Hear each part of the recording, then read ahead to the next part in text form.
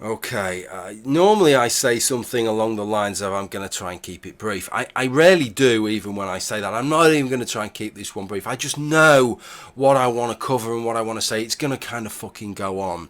And I don't even know why I'm telling you that, right? Because the two things that you know about a video before you've even clicked on it is the title of the video and how long it is. So you're in an epistemically superior position to me at this particular point in time when I'm making the video. But I suppose it at least gives me a chance to apologise to Meridian Frost for breaking his 10-minute rule, and just to reassure the guy that as soon as the video is finished recording and as soon as I've transferred it onto another medium, I'm going to open my window and hoy my computer wholesale out so it just smashes to smithereens on the floor. So that's that one covered.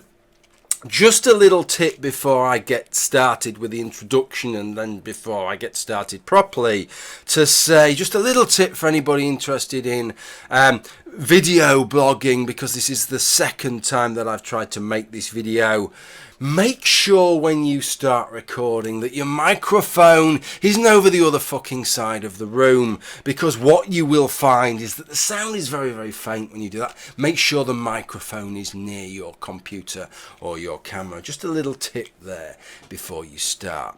So what I wanted to talk about in this video was things that relate to this issue that's taken place regarding the salutation, ladies and gentlemen, whether that's an acceptable thing to say with regard to people who are non-gender binary or transgendered. Some people in those categories, but a bit more of that later. Now, this is a subject that I haven't talked about so far, and the reason that I haven't talked about it is because most of the issues involved I am incredibly ignorant of. But it's kind of occurred to me two things, really.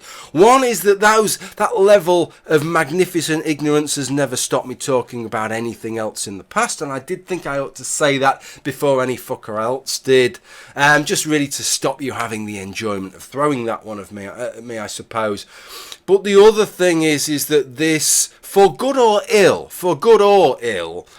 involves the policing of language, and the language that we use and the language that we accept others using. And so that involves all of us, right? And I know there are some people who say, well, unless you're in this category or that category, you should just shut the fuck up and listen. Okay, but we don't do that, do we? Unless we're all going to shut the fuck up and stop talking about the bonuses that merchant bankers get and what it must be like to be a fucking merchant banker. Unless we're all going to do that, we have to accept the fact that people are allowed to comment and try and put themselves in the shoes of others, and to try and make arguments and respond to arguments on things that don't directly relate to them. If you don't think you ought to be allowed to do that, all I can say to you is fuck you, quite honestly, because we cannot carry on unless we allow that basic principle.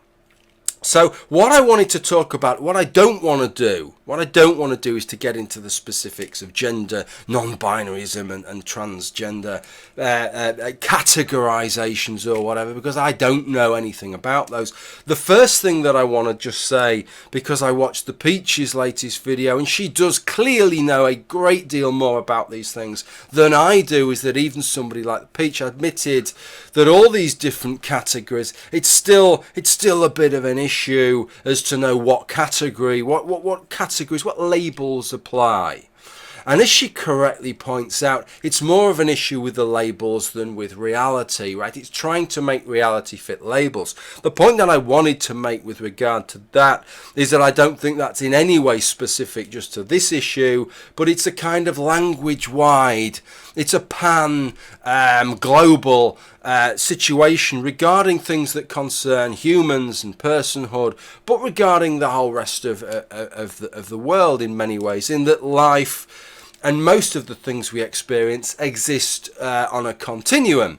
They're a kind of analogue, and once we apply labels to things, we kind of digitize it, don't we? We apply discontinuities to what is a continuity. I remember either reading or hearing, I think it was Ken Miller, the Catholic biologist, talking about taxonomists and about the clades, mammals and reptile. Well, the groups mammals and reptiles. Reptiles isn't a clade, of course, but talking about this fossil that had been found. And of course, in the world today, we can talk about mammals and we can talk about reptiles. And I can't think how you define a reptile. Is it a tetrapod that isn't a bird or a mammal? It's something like that. It's one of those kind of things.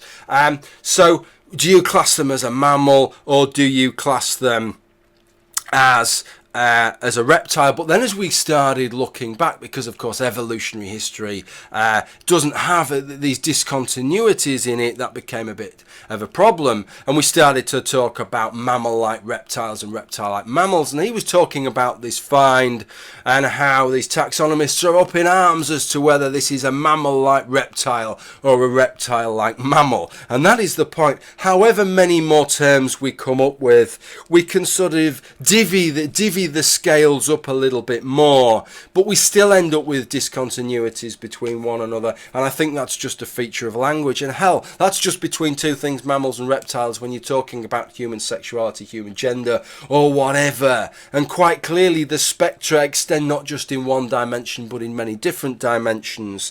How very much more problematic is that always going to be? And I quite agree with what Peach says, in that really labels are for other people in many ways, and aren't that helpful really.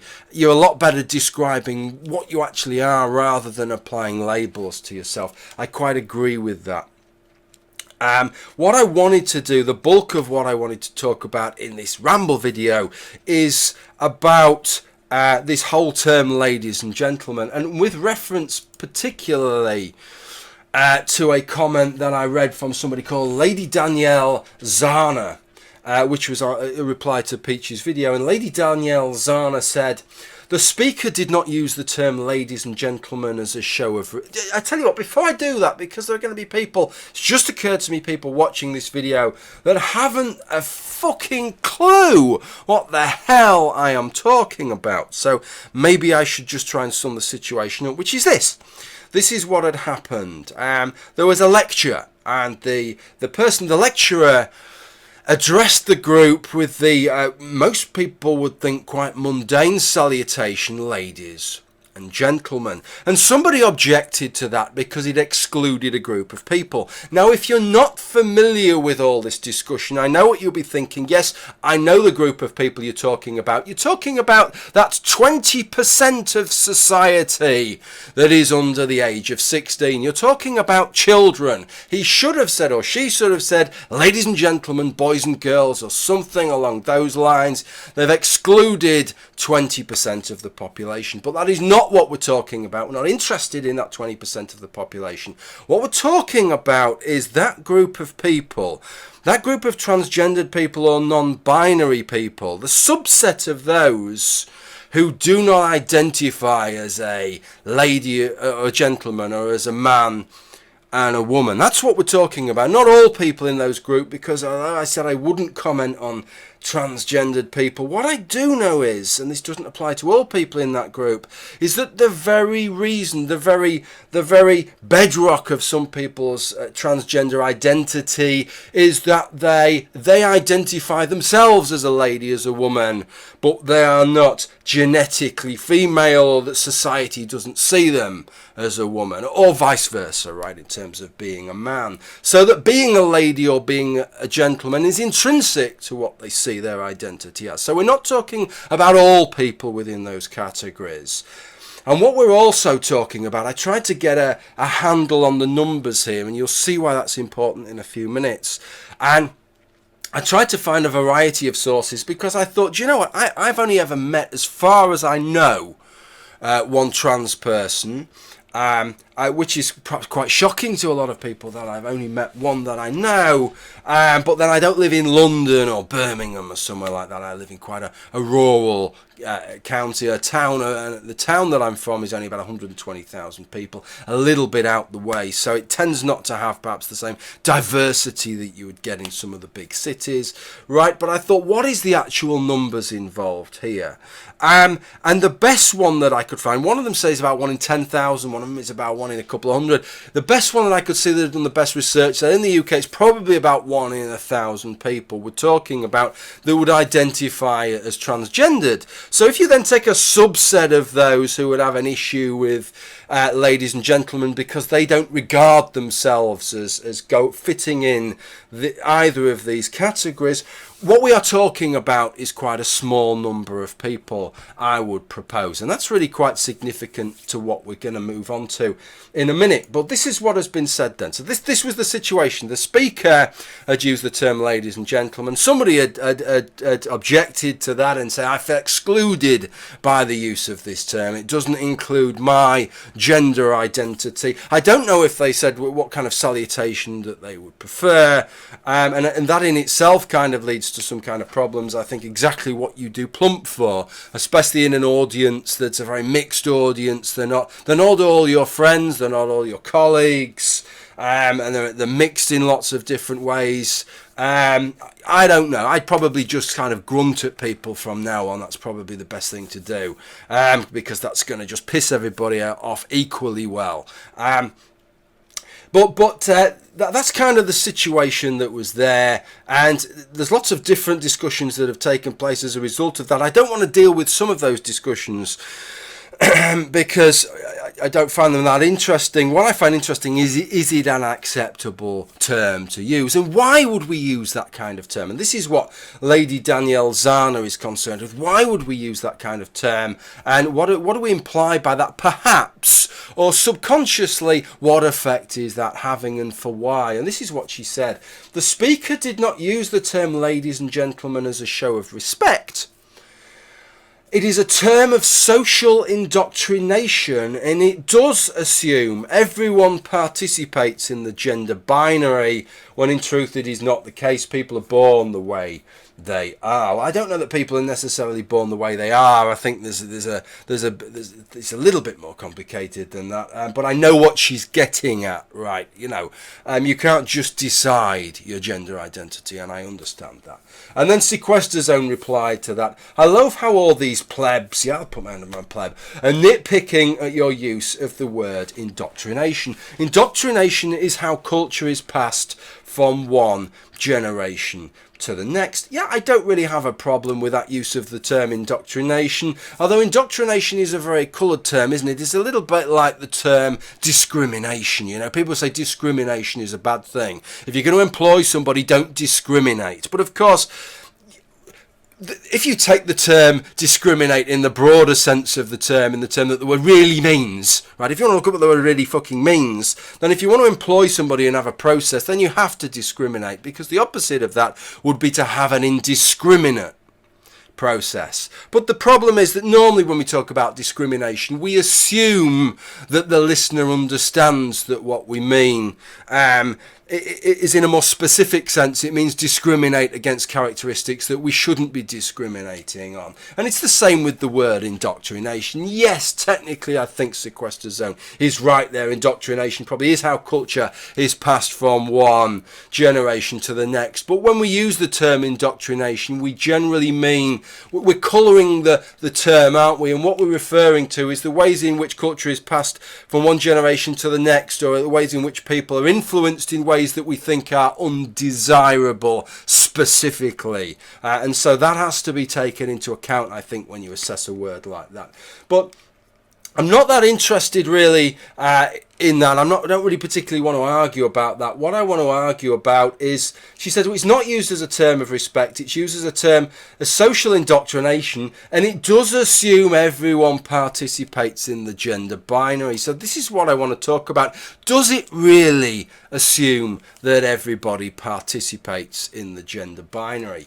Let me first say, before I give the example that I've been thinking about for a couple of days with regard to that, which is the basis of making this video that I'm 14 minutes in and I haven't even fucking started on yet, is that in terms of discussing social indoctrination, I understand that when people are talking about that, and when Sequester Zone makes his comment, they are not talking about a deliberate act. They're not talking that the speaker is deliberately motivated in indoctrinating the audience into accepting a cultural binary, that this is a kind of subconscious thing. It's just the way these things work. We say things without even thinking about them, but that they can have an effect on people, right? And that is how these things perpetuate, and I get that argument.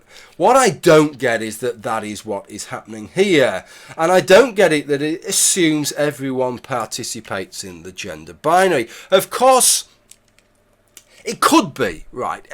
Because sometimes things can look like they are one thing when they are something else. And let me give you an example of that right off the bat, which is the use of the terms black and white to describe northern European people and sub-Saharan African people, right? I don't think those words have been chosen for racist intent. I don't think those words have been chosen to try and make the problem worse, to exacerbate the issue of racism. And yet if you descended from another planet and came across the use of those two words, you'd think, well, those words must have been chosen by a racist. Those words must have been chosen to try and You've got some people that sort of go from a sort of middle brown and lighter, and some people that go from a middle brown and darker. You've got nobody who's white, nobody who's black, and yet you're saying, woof, we're going to push everybody and make everybody sound as different as we possibly can. Let's try and choose the terms that differentiate between people and maximise the difference rather than maximise the similarities, right? So that's how it can look, but clearly that isn't why those words have been chosen. And I think the same thing is true here. While this could look as if everybody assumes a gender binary, I don't think it's fucking anything to do with that whatsoever. And let me give you the example that's motivated this video, and that is I work with a guy who is 6'9" tall. Now, to give you an idea of what that means, in terms of getting a tape measure, I looked at the statistics for the United States because they were the statistics that cropped up when I did a bit of a search on this. And about 1 in 100,000 people, men effectively, are 6'9" or taller, right? In fact, I can't even remember whether it was 1 in 100,000 men or 1 in 100,000 people. You'll have to forgive me on that one. But about 1 in 100,000 are 6'9" taller. Or taller. Now, what I noticed working with this chap, who has no chip on his shoulder with regard to the way life treats him, is that every fucking, unless you're in some civic building with grand doorways, right? Every fucking doorway he ever comes across, he has to duck his head, otherwise he'll smash himself on the forehead. I've sat in a couple of vehicles with him when he has to duck his head inside the vehicle, because vehicles are not designed with people as tall as him in mind, right? Doorways, normal doorways are not designed for people. Anybody above about 6'7", and about I think it's about 1 in 1,000 people are above 6'7", right? Which fits in similar to the figures that I had with regard to transgendered people in the UK. About 1 in 1,000 people 6'7" or above. Right, doorways are not designed for people that tall. Cars are not designed. Most cars are not designed for people that tall. Now, I know what some people will be screaming at their computers right now. Yes, you stupid bastard, you slap-headed twat. But people that are tall don't suffer from the discrimination that transgendered people suffer from. But that's the very fucking point that I am making, is that this guy doesn't suffer. It's not that society hates or despises or wants to erase or minimise or pretend that people that are 6'7" and above don't exist. It's fuck all to do with that.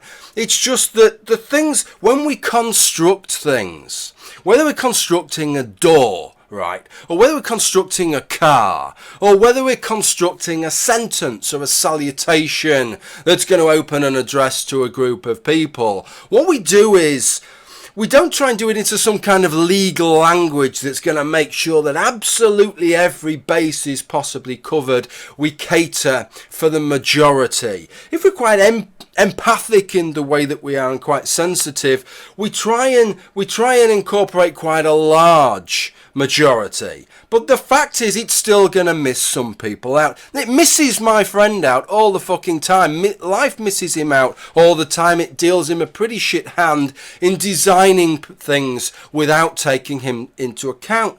But it isn't that the car manufacturers and the door frame designers don't like people who are over 6'7", let alone people who are 6'9". It's just that there aren't that many of them. There are so few of them that in many ways it makes sense in terms of their design to just kind of design for everybody else and just forget about them. Yes, it's a little bit of hard shit, I suppose, on people like that. But this is the thing, it's not that it assumes that everybody is under 6'7", any more than the term ladies and gentlemen assumes everyone participates in the gender binary, or that it assumes that everybody is an adult. It's just that we're making kind of generalizations, because making those generalizations is what stops language just descending into some kind of legalese where we're all constantly on tenterhooks, worried that we're going to miss somebody or something out. And that's how it appears to me. And if you are perhaps the one in, I mean, I don't know what it is. I don't know how many people regard themselves as non-gender binary. But if you're one of the people of these categories, and you're the subset of those categories that finds those terms offensive because you're left out, what I would say is that don't think you're left out because the person or society is trying to erase you, even if in other ways society is trying to erase you. It's just simply that society is catering for the majority, the same as society caters for the majority in every other fucking way that you can possibly think of, including the myriad ways where you are in the majority. And somebody like my friend who's 6'9" is in the vanishingly small minority. That's the main thing that I wanted to say.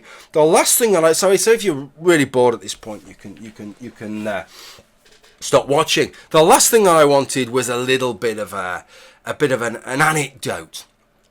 Because what the Peach had said in her video, she gave a list, quite an amusing list towards the end, of things that often define masculinity. And one of the things that she put in her list was treading on spiders. Okay, and that was where the anecdote comes in, because I am shit scared of spiders. If there's one thing I really don't like is well, there's several things I don't like, but one of the things that I really don't like, that really gets the willies up me, are spiders. And my wife always, if she's around, she deals with the spiders. Okay, so on this particular occasion, it was kind of late evening time, I don't know, 9 o'clock, 10 o'clock, dark outside.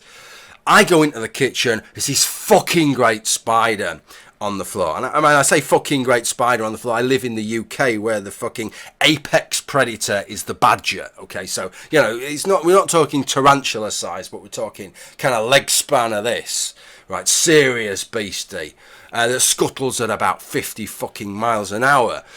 So I call my wife to deal with it, and she deals with it the way she always does, which is to get a glass, put the glass on top of the spider, put a bit of card underneath, being careful not to harm its little legs, carries it outside and throws it outside, which I kind of object to, right, because that spider obviously wanted to come in the house in the first place, so she's thrown it out. It's only going to try and find its way in again, and by then it's going to be really pissed, isn't it? So I'd rather she did what if she isn't around, I have two methods of tackling spiders, one of which is to tread on them. And I won't tread on them unless I've got a shoe on, and I can't just tread on it because then I'm treading on a spider, which means there's a spider under my foot. So I've got to get really kind of fucking psyched up, and then I tread on them and tread on them and tread on them until my shins are hurting, and I pull one of those kind of Bruce Lee 1-inch punch faces as I kind of freeze on the final step or I get the vacuum cleaner out and suck it up. So I've got a Dyson, so it's kind of rotating at about, I don't know, about fucking 1,000 RPM. But I'm still kind of scared that it's going to drag its mangled body back out the tube. So I then leave the vacuum cleaner going for about half an hour just to be absolutely sure that the spider's dead. And if the spider's got a soul, its fucking soul's dead and it can't come back to haunt me in a later realm or whatever, right? So I'm fucking, that's how I deal with them. She just throws it out the door. So on this occasion then, she gets the spider in the glass, opens the back door. Now it's dark, it's night time. Woof, with the glass, right? Spider goes out. As she's doing it, I'm looking through the kitchen door, the internal kitchen doorway. As she does it, fucking great moth flies through the top of the door. She runs away through the door going, oh, there's a big moth in the room. You'll have to deal with it. I then go on into the room. My masculinity has now had a repeal. It's now back again because I am the moth defeater in chief within our house. So I managed to get a little bit back. I just thought I'd get that one out there because I know that there's some people out there who thinks, oh, old Noel, he probably has a very traditional gender sort of defined relationship. But it's, apart from the fact that my wife earns about 1.5 times what I earn, but there is the fact that we have this kind of division of labour there in these traditional masculine things that Adam Smith would be proud of, in that I deal with the moths, perhaps very masculine there, but she deals with the spiders. That's pretty much all that I wanted to say, and thank you for watching this video, and bye for now.